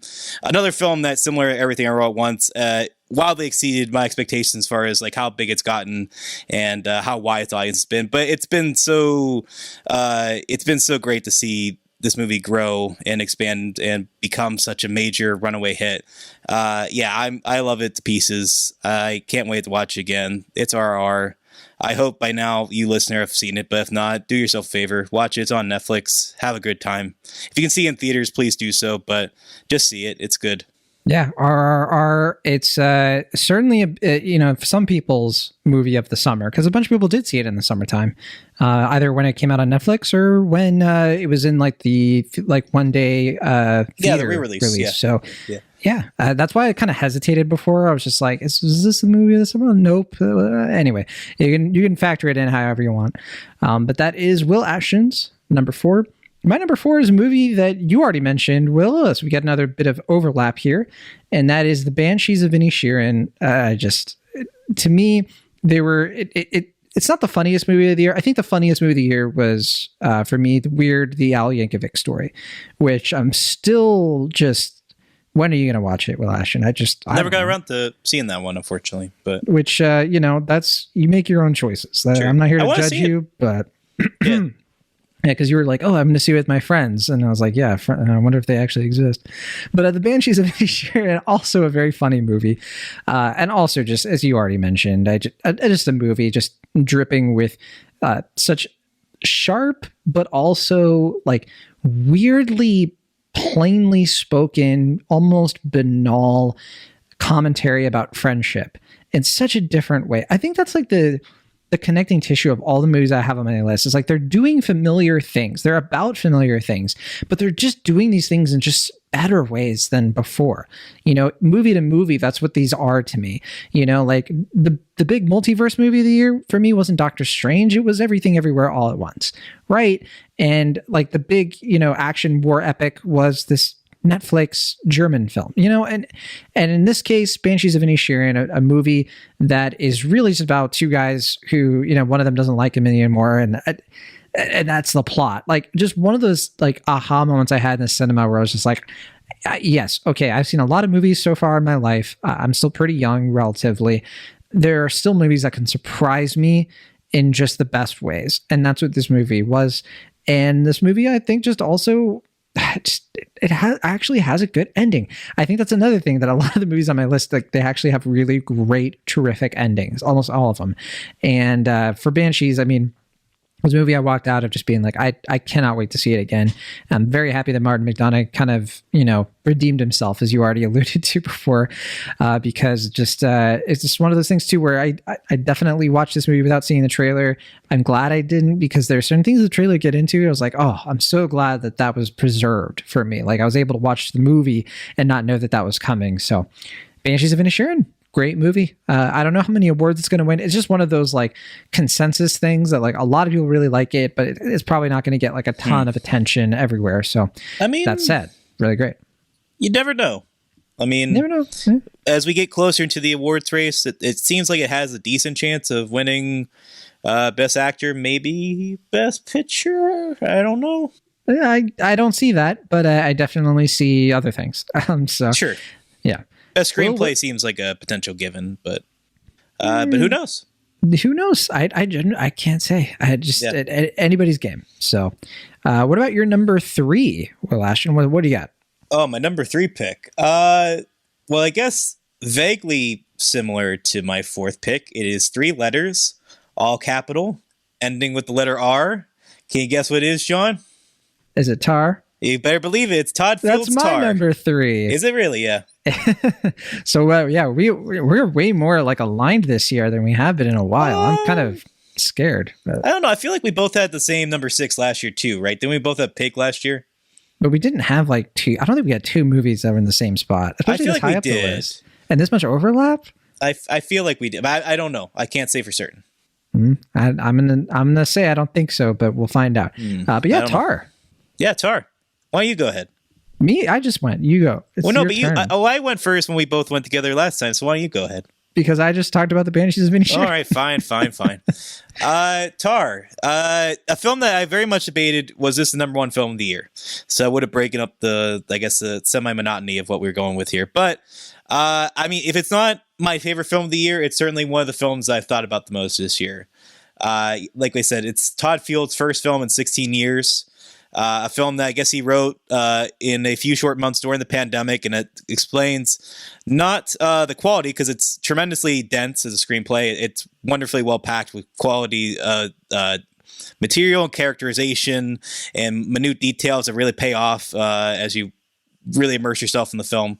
But it just feels very present to them now. It's obviously a film that's been called the quote-unquote cancel culture film.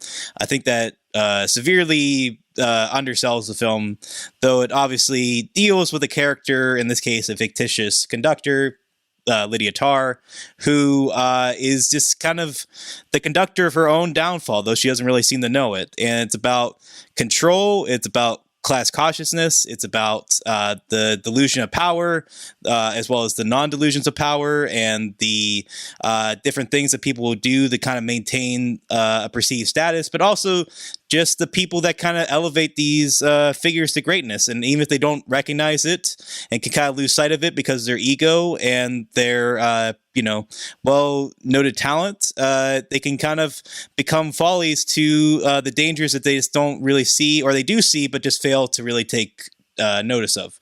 It's just one of the more commanding, exhilarating films of the year.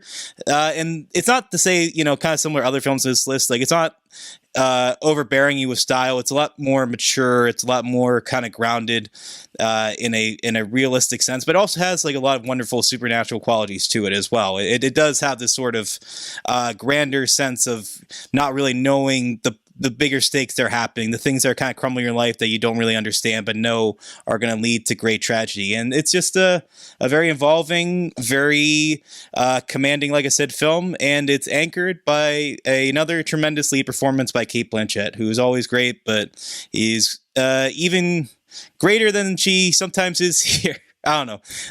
She has a great shot at winning her next Oscar. So yeah, very well could. Very well could. I echo pretty much everything you said there, because I just love this movie's focus. I love that, like, it just settles on one. It has a lot of ideas and themes, but like it settles on like one main one that everything else flows out of. And it finds a way to just really nail down its message without sticking to the formula of movie making. And it's still as entertaining as it is. I that's what I think is like the most thrilling thing about it for me, because it's something that I think Todd Field kind of did with Little Children as well, because he's taken something that, like, how many times have we seen a movie about infidelity, right? But he does it like he sets it up like a kettle about to boil over. Like, it just gets you so invested by such the minute details, like you said. For me, Cate Blanchett anchors the movie and then some, but Nina Hoss, Noemi Merlant, just coming in here, Sophie Kauer, just with their performances that are like each like a different shade of like a reflection of who this character is and how she affects others.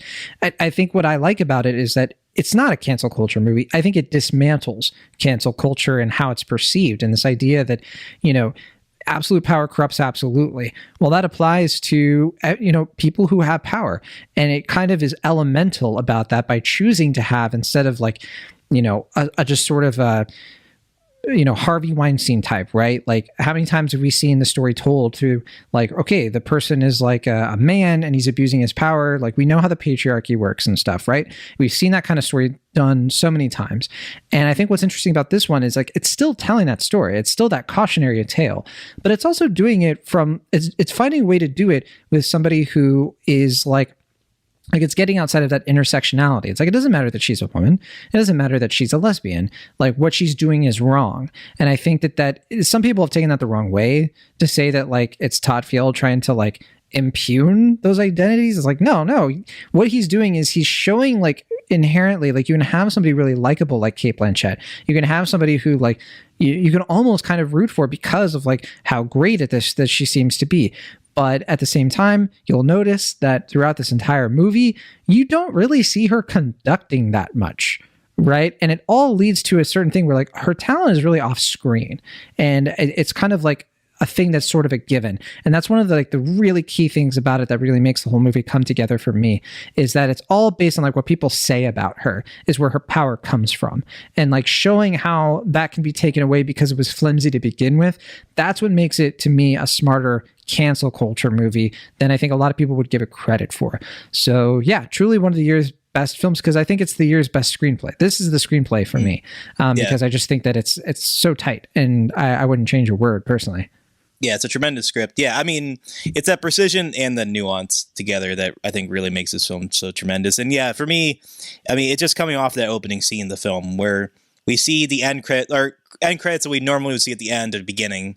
And then we have this long scene where it's like a montage of just all the different people that make Lydia Tarr the Lydia Tarr that we see. But we constantly get lip service to who Lydia Tarr is supposed to be. Like, who is this great EGOT-winning master? But we obviously see all the different people that are kind of making that persona, and all the people who kind of paved the way for that greatness, who gave her style, who wrote or print out her music, who kind of made sure she got to the venue on time. And it's just like, yeah, it's a film that shows all these nuances, these complexities of the character, but also has a very clear focus, is, you know, willing to explore the messiness, but has a very precise view of who this character is, how she should be viewed, but also willing to kind of recognize the humor and tragedy of that, up to an ending that is probably maybe the ending of the year.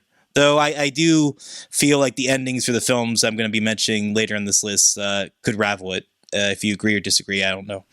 But I basically agree. I mean, the ending is just, the smile on my face could have lit up the entire, like, movie theater, honestly. Mm-hmm. Yeah, tremendous movie. Will definitely, I think, go down as, you know, one of the defining films of 2022. I'm glad it's on both of our top 5 list. Same. All right, Will.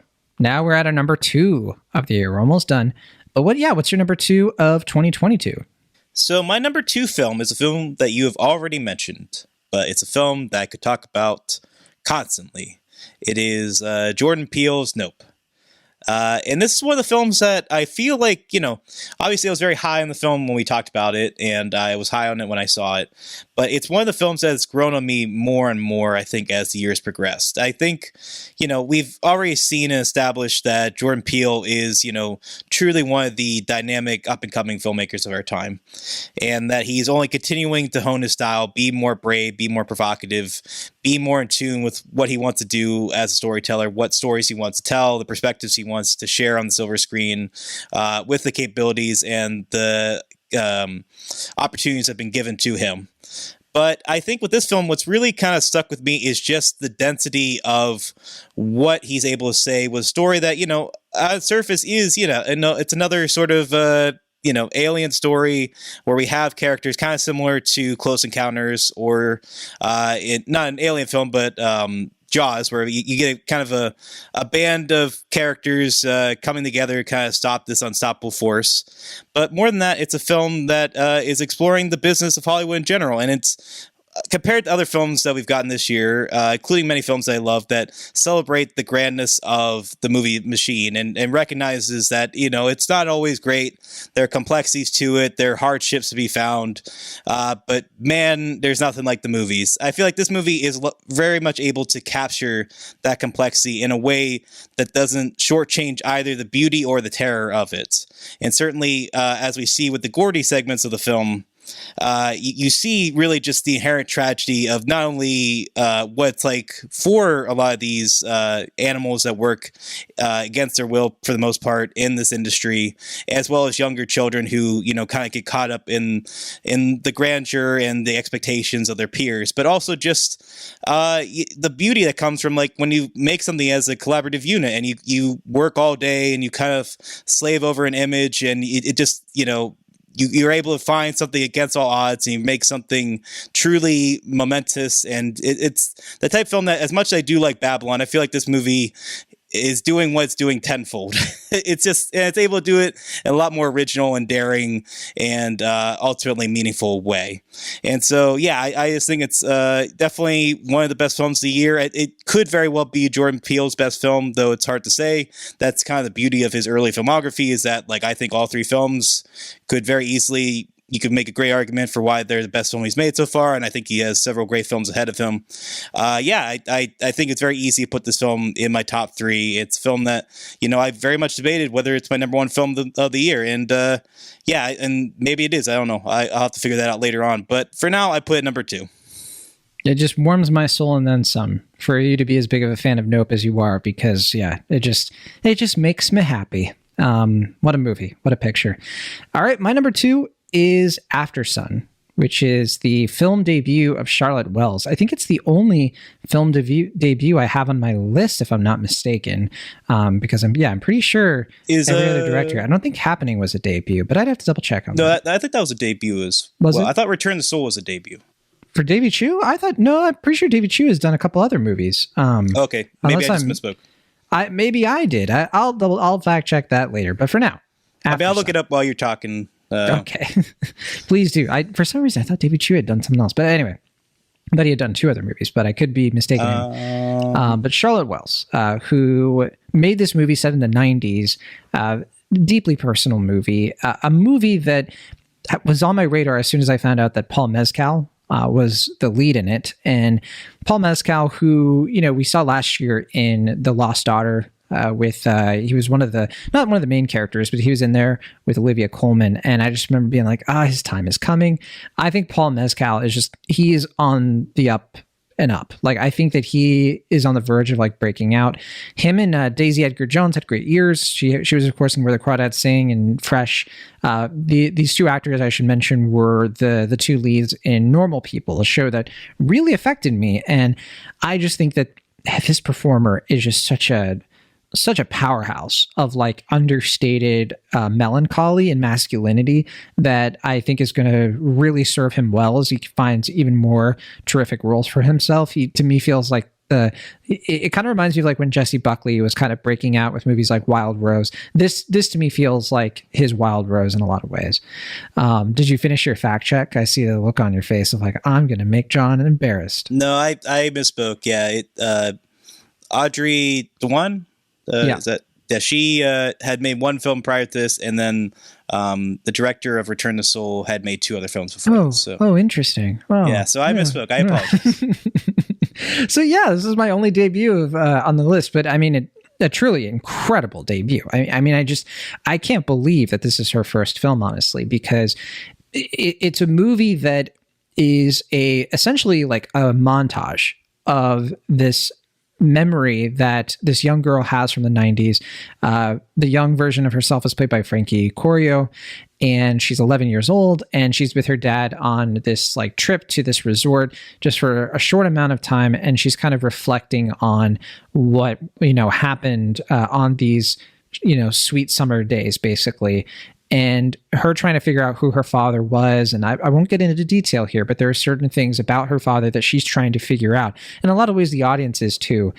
There's a scene in this movie where Under Pressure gets stripped away in its acoustics. And it's a rave scene that I think is like one of like the great like movie moments of our time. Like I just genuinely was like so taken aback by it. I literally, because I was watching it on a screener, I stopped it and I rewatched it 5 times because it was just such a land in terms of like how it was constructed. And that's why I'm just like, this woman, Charlotte Wells, is just a bit of a visionary filmmaker we have on our hands, I think. So I hope what she does after this is going to be better and better, because she has the potential to become one of the true greats. And so After Sun is my number 2 movie. Truly terrific. And surprisingly, my favorite A24 movie of the year. So above Everything Everywhere All at Once was the other one. I don't think I had any other A24 movies on my top 10. Nope, I don't. So yeah, those are the ones. But yeah, I think you saw it, right? I did, yeah. I think it's quite good. If there's one film from 2022 I wish I could have watched a second time to kind of confirm my feelings on it, it would have been After Sun. It's definitely a film I like. I feel like I've grown to like it more with time. I didn't like it as much to put it in my top 10. I still feel like I don't know if the style of it does more of a benefit or disservice to the story it's telling. That's why I would need to watch it again. But I definitely echo your sentiments about what an accomplished debut it is, and what great performances we get from our 2 leads. And yeah, I mean, it's definitely well worth watching. And I wish I shared your sentiment for the film, not only because I feel like I'll grow like it with a second viewing, kind of similar to The Souvenir. That was a film I feel like I liked the first time, but loved the second. I could see myself having a very similar reaction to this film. But my big shame for this year, as far as my list is concerned, is that not by choice, it just kind of happens. I have no women directors on my top 10 list, which I very much am bummed about. Obviously, I saw a lot of films from women and not-binary filmmakers that I really enjoyed a good bit, and they're in my honorable mentions, but none of them that were in my top 10. I feel pretty shameful about that, to be quite honest. Just 2 for me, yeah, After Sun and Happening. So, yeah, definitely a shame for both of us. Yeah, we're not being good allies this time. No, we're pretty sexist, is what. Yeah, we're just 2 pigs. That's what we are. But okay, well, those are our number 2s. Before we say our number 1s, let's do our honorable mentions. Will, what do you got? Oh, let's see what I got. Let's see. So my honorable mentions, we already mentioned Happening. We already mentioned After Sun. Not The Happening. Not The That's a different one. No, did I say The Happening? I thought you did, and I was just like, I got a big flashback. I already mentioned Happening, and I mentioned After Sun. The other ones on my list, let's see, Ultima. That was a film I saw at Sundance. Probably one of my... barely missed my honorable mentions. Yeah. Like that and Prey and Fire Island. Like so close. Yeah, I mean, I just saw Prey actually today, just before we record this conversation. Pretty good film. I don't know if I'd put in my honorable mentions, but pretty good film. But Ultima, a film I loved, and that really got close to putting that in my top 10. I delineated between that and Benediction, but I ultimately decided on Benediction, but very much well worth watching. On the Count of Three, a film I didn't see last year, but came out last year finally. Actually, I did see On the Count of Three, and I think it's the reason I didn't like it as much the second time. I did still like it a lot. I didn't like it as much the second time I watched it, though. If I had, I probably would have been in my top 10. A tremendous debut from Gerard Carmichael. The way that movie definitely handles dark subject matter in a way that is very funny but doesn't feel like it's mocking the subject matter is tremendous, and has 2 great lead performances in that as well. Yeah, I didn't include it because it's a 2021 movie for me. Oh, la-di-da, yeah. I mean, I get it. I mean, I saw in 2021. I don't blame you, but it technically came out in 2022, so I think it deserves to be on this list instead. Ooh la la. Yeah. A film you and I disagree about, but I think a film that has very much tickled its way into my top 15 for the year. Another film that's similar to Nope, has only grown in my estimation with time, is David Cronenberg's Crimes of the Future, which is a film that I think it's one of his most exceptional works in some time. It's a film that I think is very personal, very meaningful. It's a film that I think, if you ask me to make my top 10 in 2 or 3 years, this very well could be in my top 10. I think it's definitely what we're seeing. I documentary put it below Armageddon Time on my all big list.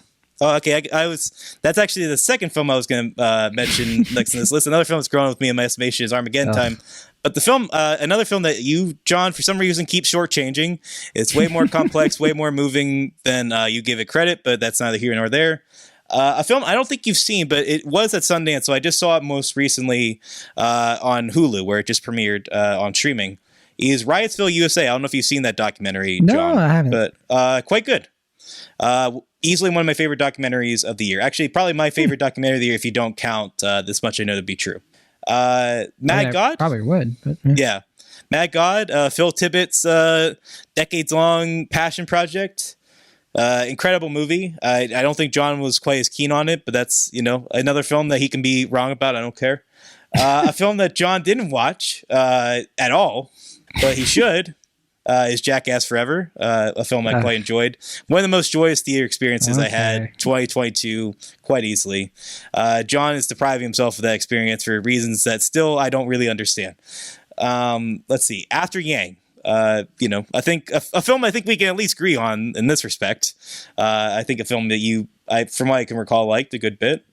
Funny Pages, Decision to Leave, EO, We're All Going to the World's Fair, Barbarian, Corsage, Living, Turning Red, The Fallout, Catherine Called Birdie, Avatar, The Way of Water, Top Gun Maverick, Kimmy, Bad Axe, 3,000 Years of Longing, The Pink Cloud, and Duel. And another one I want to mention, it would be in my honorable mention, but I want to give it a caveat that I do know at least some of the people involved with this, so maybe I'm a little biased, but a film, an indie film that I really enjoyed and I think deserves a wider platform is Poser. I don't know if you've seen that film or not, John. Nope. A very funny, but also just very engaging takedown / examination / character study of the Ohio music indie scene. A film that I really enjoyed a good bit and hope more people get a chance to see. And an honorary mention, because technically this film came out in 2021, but didn't get a wide theatrical release until well into the summer of 2022, at least as far as my hometown of Pittsburgh is concerned, is Memoria. A film I really liked. I guess you weren't as crazy about that one, John, but really affected me a good bit. I don't know what year it really qualifies for. If it was this year, it would be higher on my honorable mentions list. But since it's technically a 2021 release, I'll give it honorable mention. All right, those are your honorable mentions, honorary, however you want to say it. Mine, I'll just go through here real quick. I mean, you mentioned a few of them already. Weird, the Al Yankovic story I already mentioned. I think the year's best comedy, just the funniest movie of the year. Glass Onion and Knives Out mystery. That was one of the other Netflix ones I forgot about. And a movie that I really deeply enjoyed. Avatar: The Way of Water, as you already mentioned, just a cinematic achievement in almost every way, just not certain elements of the story. Aftershock, one of my favorite documentaries, one that's really stuck with me too. And, I gotta finish that one. Yeah, that one. I hope you do. Crapped out on me on the link for South by. I wanted to finish that. Is that on Hulu right now? I don't know where it is right now, but I'm sure you can find it somewhere. So yeah, I want to definitely finish it. Should. Yeah. Top Gun Maverick, as you mentioned, one of my favorite theater experiences of the year for sure. The other Netflix movie was Apollo 10.5, A Space Age Childhood. I just love that movie. It's nothing but a grin on my face throughout. Yeah, fun movie. I love when Richard Linklater is in his laid back mode and in his animated movie mode. And just Jack Black is weirdly good at narrating it. Like, I don't know. It's just one of those things. I just think really everything just kind of clicked in ways I don't think it even probably should have. So at least for me. Why do you say weirdly good at narrating? He just wouldn't be my first choice for narrating a movie like this. Like a movie set in the 60s. It was like, all right. Whatever. It works. Yeah. The Woman King, probably my favorite blockbuster of the year. I think in terms of a popcorn movie that is just an action epic. It's not the deepest story in the world, but it's just kind of going for that mood. I think The Woman King just succeeds in every way for along those lines. Nanny, a movie that I just again, it's just one of those movies it's doing familiar stuff in unfamiliar ways. I think the way it blends the supernatural with this really gripping drama about a woman trying to get back to her son, but is stuck being a nanny in America. It was just it was just killer. Benediction, which for some reason Will thinks that I'm just a big old meanie about. Who knows? Great movie. I echoed a lot of what you said. It's very good. Terrific performances, a terrific story, a very intriguing story. Really, really easy to stick through. Really easy to sit through the whole thing. Really, and then also Marcel the Shell with Shoes On. Just a lovely movie. Another great A24. And I wasn't even the biggest fan of like the YouTube video, honestly, but I think the movie just really succeeded in bringing all of that to a fun new place. And did you say YouTube video? YouTube video, right? Oh, YouTube. Okay. Yeah. I was going to say, what are you talking about? Yes, YouTube talking about videos. YouTube. Yeah, YouTube. A website. The origins, You should check it out sometime. Yeah. I'll have to look into it. After Yang, as you already mentioned, just lovely film, one of the better Sundance movies, I thought. My favorite documentary of the year, Fire of Love. I absolutely love that movie. Just what a terrific documentary. Oh, yeah. Just everything they chose to base the story around, the archival footage, Miranda July's narration. I have such a love affair with that documentary. Yeah, that just almost made it into my honorable mentions. Got very, very close. Duel, as you mentioned already, I just think Riley Stearns is just killing it, and I just love seeing Karen Gillan and Aaron Paul really just like finding these really fun roles and doing something so different and original too with this kind of story. It definitely, like, we didn't get a Yorgos Lanthimos movie this year, but we did get Duel, so we got something kind of approximating it. And then Decision to Leave, which you also mentioned. And oh, sorry, I was gonna say we're gonna maybe get two Yorgos Lanthimos movies this year, so what a year we may have ahead of us. Decision to Leave, as you already mentioned, and that movie has really stuck with me. It was really hard to not have it in my top 10, honestly. I honestly thought it was going to be in your top 10. So close. I genuinely, like, it was right there, and then just happening. I just had to, I had to make the choice. And then my last one is Turning Red. Great Pixar movie, my second favorite animated movie of the year. Great year for animation. Despite what some people named Mulan should say. But those are my honorable mentions, and I'm sticking by them. Wait, I didn't say this year was a bad year for animation. I said last year was a not great year for animation. You say all kinds of things. I can't keep up. You're misquote. I had like 3 animated movies on my end of the year or honorable mention list. Who's keeping count? Not me. But okay, well. At least 2. So, 3, yeah, because I had Pinocchio on my list, and then I had Mad God and Returning Red in my honorable mentions. Yeah, so 3. Yeah, I had 3 as well. So there you go.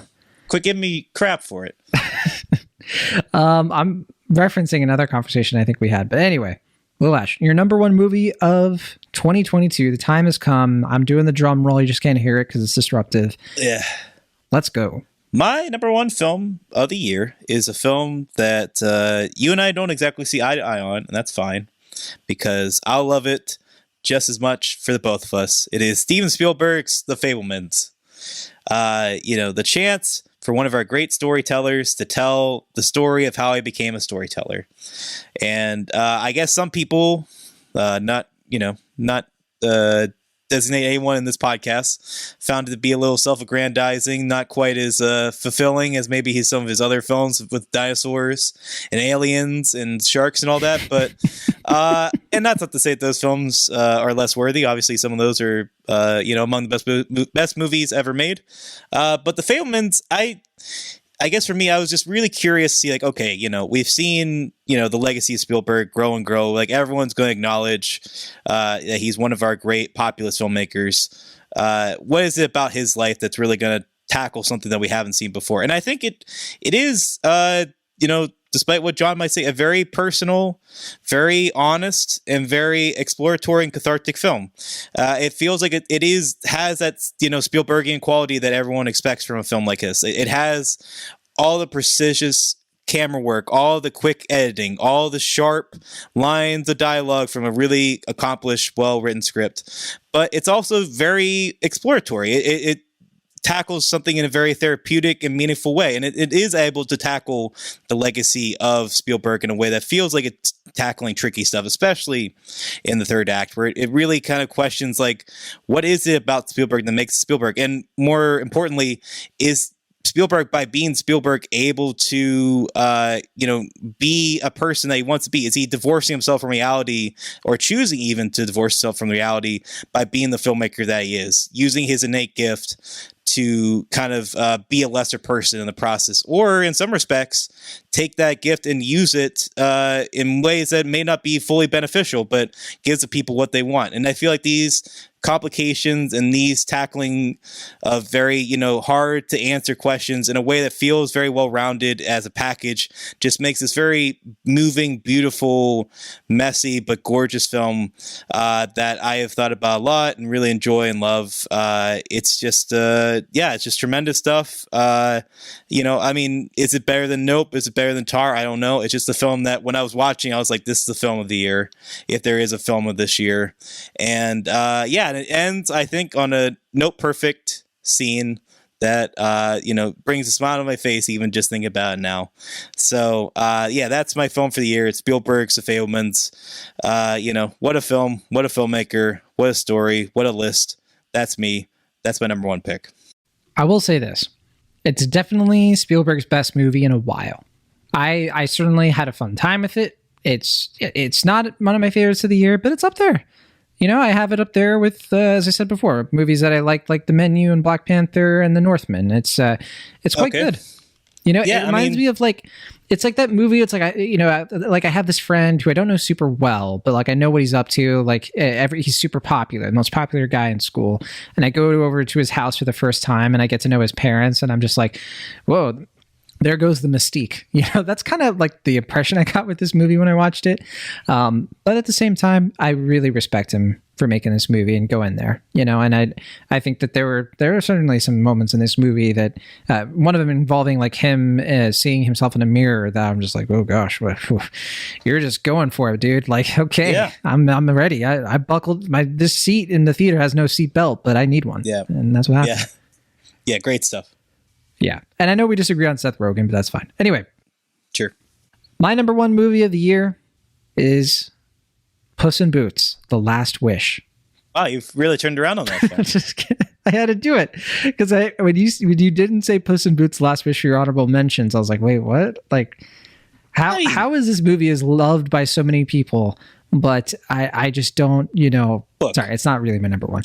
I like the film, but yeah, I think some of the conversation around the film is it's fairly ludicrous as far as how people are responding to it. I host a Shrek podcast and I'm even calm down. Power to them, I guess. Yeah. I don't know. Honestly, if they're getting that much out of it, good for them. That's nice to hear. That's for sure. But no, my real number one movie of the year is RRR, Rise, Roar, Revolt. I knew it was coming. Listeners clocked that ages ago.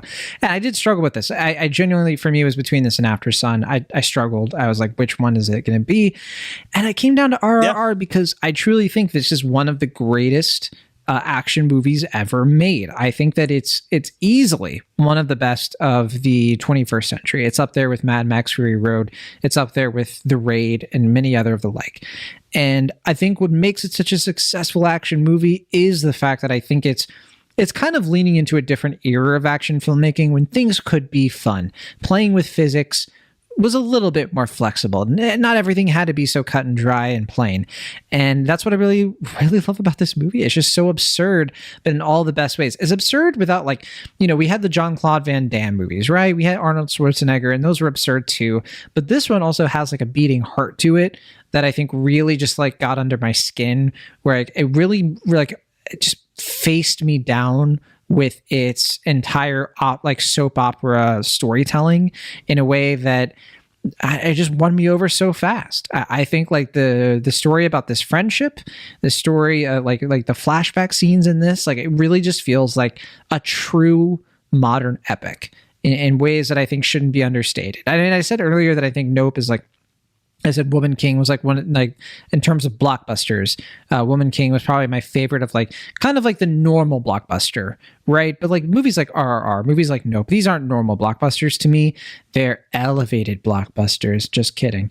I know people hate it when you say stuff like that, but no, I think RRR is just it's an international phenomenon. I think in some ways it reminds me of when Parasite came along, and here was this movie with subtitles that is so good that even people who have weird hangups about subtitles also get sucked into it and happily so. And so I'm just glad that RRR is that movie too. We got to talk about it on the show, one of our most popular episodes of the year in terms of podcast downloads. And I think that speaks to how this movie has such a an enthusiastic and warm following. I'm sure there's some toxicity there, but I've seen nothing but, just outpouring of love and support for SS Rajamouli and what he's up to. And obviously, like, our listeners, certainly, like the ones who check this movie out or were happy that we checked this out, I think certainly, can echo some of that experience too, of just being in this movie theater for over 3 hours. And for me, not feeling it, me being disappointed when it ended, and similar to you, recommending it to so many people and just finding out how much they loved it too. I mean, it was just, for me, it's the definitive 2022 movie, the one I'll keep coming back to over and over again for good reasons. So that is RRR, my number one of the year.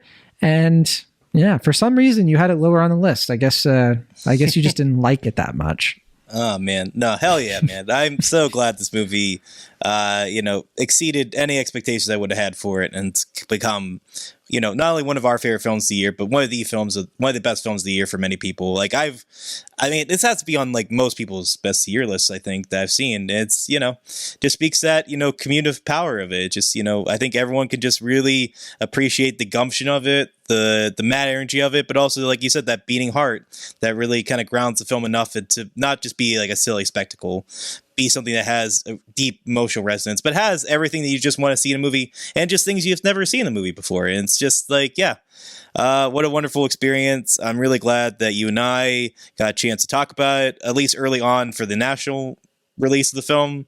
And a lot of people, checked out the show because of our conversation. And if you are still listening to the show and you joined us from that conversation, thanks for, listening and all that. It's been, very joyous, and I just can't wait to see how far it goes and its continued appreciation for years to come. All right, and those are our favorite movies of the year.